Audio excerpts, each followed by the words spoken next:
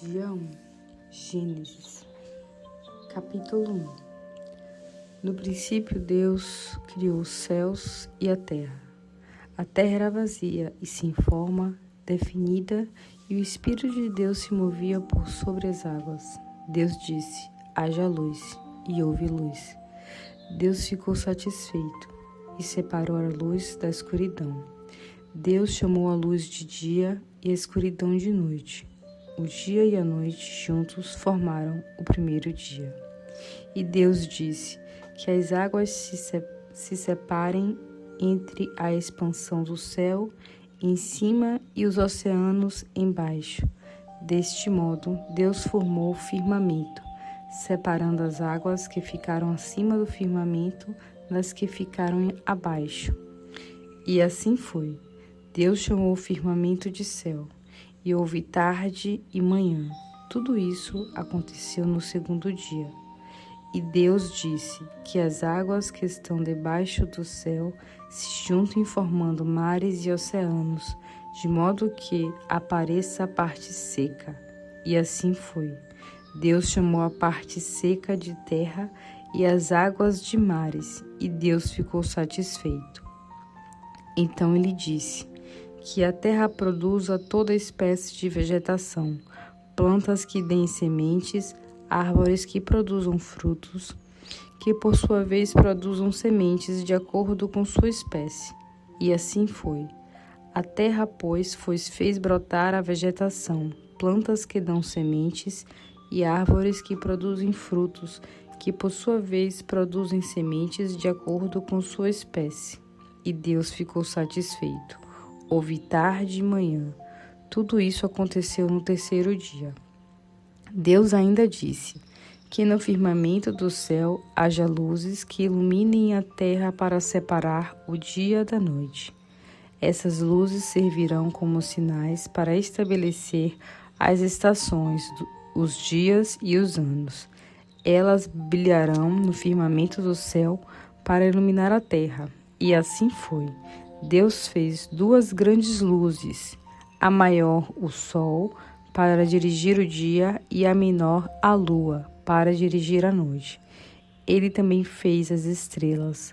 Foi assim que Deus colocou a terra para determinarem os dias e as noites e fazerem separação entre a luz e a escuridão.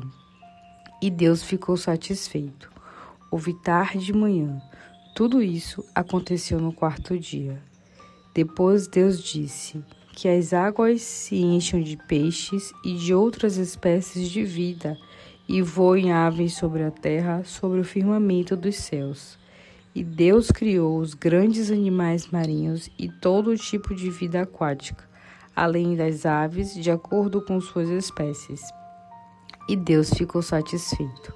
Então Deus abençoou suas criaturas, dizendo: multipliquem-se e encham as águas dos mares.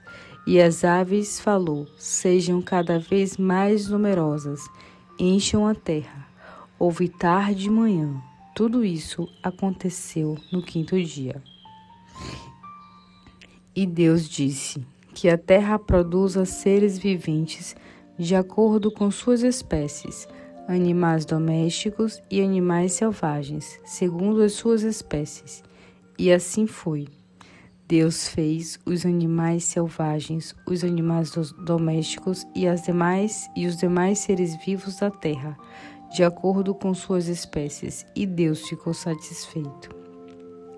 Depois Deus disse: façamos o ser humano à nossa imagem e semelhança, que ele domine sobre os animais marinhos, sobre as aves do céu, sobre os animais domésticos da terra e sobre os répteis que se movem pelo chão. Assim Deus criou o ser humano, semelhante à sua imagem e à imagem de Deus. O criou, o homem e mulher o criou. Deus os abençoou e disse-lhes: multipliquem-se, encham a terra, dominem-a, tenham poder sobre os peixes, sobre as aves dos céus e sobre os animais que rastejam pela terra. E disse mais: Eu dou a vocês todas as plantas que nascem na superfície de toda a terra e dão sementes, e todas as árvores frutíferas que dão sementes, a todos os animais em que há fôlego de vida, ou seja, a todos os animais selvagens, a todas as aves do céu e os animais que rastejam pelo chão, dou todos os vegetais como alimento. E assim foi. E Deus viu tudo o que havia feito, e eis que havia ficado muito bom. Houve tarde e manhã. Tudo isso aconteceu no 6º dia.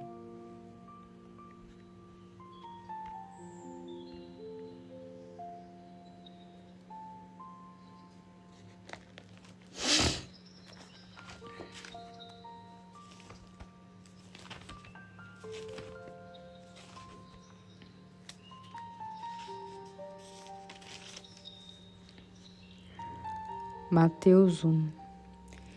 Estes são os antepassados de Jesus Cristo, filho de Davi, filho de Abraão. E Abraão foi o pai de Isaque, Isaque foi o pai de Jacó. Jacó foi o pai de Judá e seus irmãos. Judá foi o pai de Pérez e Zerá, e a mãe deles foi Tamar. Pérez foi o pai de Esrom, Esrom foi o pai de Arão. Arão foi o pai de Aminadab, Aminadab foi o pai de Naazon. Naazon foi o pai de Salmão. Salmão foi o pai de Boaz e a mãe deste foi Raabe. Boaz foi o pai de Obed e a mãe deste foi Ruth. Obed foi o pai de Jessé. Jessé foi o pai do rei Davi. Davi foi o pai de Salomão e a mãe deste foi a viúva Urias. Salomão foi o pai de Robaão. Robaão foi o pai de Abaías. Abias foi o pai de Asa. Asa foi o pai de Josafá. Josafá foi o pai de Jorão. Jorão foi o pai de Uzias. Uzias foi o pai de Jotão. Jotão foi o pai de Acais. Acais foi o pai de Ezequias. Ezequias foi o pai de Manassés. Manassés o pai de Amon. Amon foi o pai de Josias. Josias foi o pai de Jecônias e os seus irmãos, nascido na época do exílio da Babilônia. Após o exílio, Jecônias foi o pai de Salatiel. Salatiel foi o pai de Zorobabel. Zorobabel foi o pai de Abiúde. Abiúde foi o pai de Eliaquim. Eliaquim foi o pai de Azor. Azor foi o pai de Sodaque. Sadoque foi o pai de Aquim.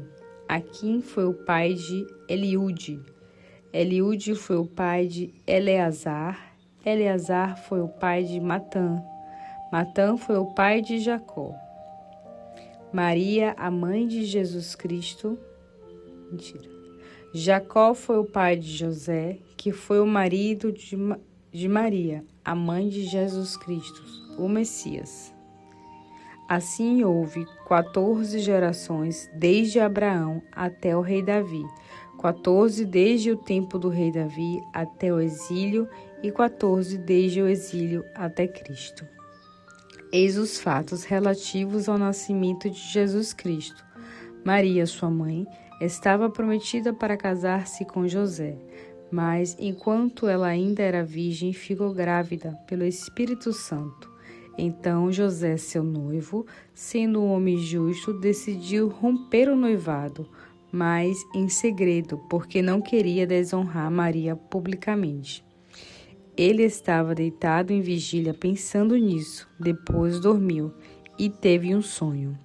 Viu um anjo do Senhor de pé ao seu lado, que disse: José, filho de Davi, não tenha medo em tomar Maria como sua esposa, pois a criança que está no seu ventre foi concebida pelo Espírito Santo. E ela dará à luz um filho que se será chamado Jesus, porque ele salvará o seu povo dos pecados dele.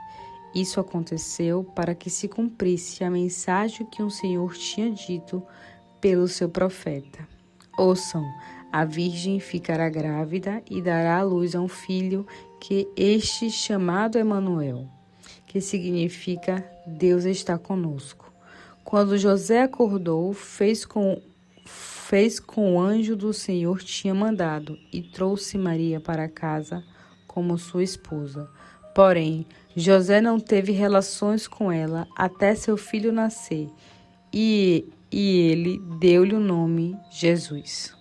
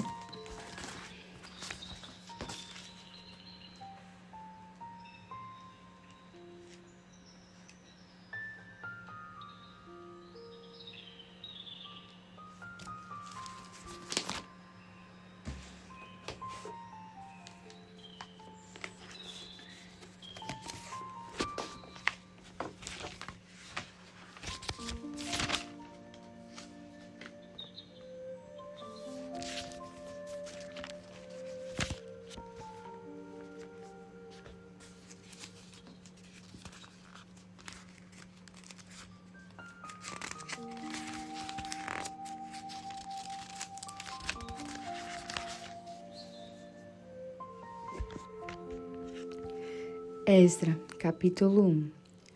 No primeiro dia do ano do reinado de Ciro, rei da Pérsia, cumpriu-se o que o Senhor tinha dito por meio do profeta Jeremias. O Senhor despertou o coração de Ciro para fazer uma proclamação em todo o seu reino, e fez também por escrito. Assim declara Ciro, rei da Pérsia: O Senhor, o Deus dos céus, deu-me todos os reinos da terra e mandou-me construir um templo para ele em Jerusalém, na terra de Judá. Quem dentre de vocês pertence a seu povo, vá para Jerusalém de Judá para reconstruir esse templo do Senhor, que é o Deus de Israel.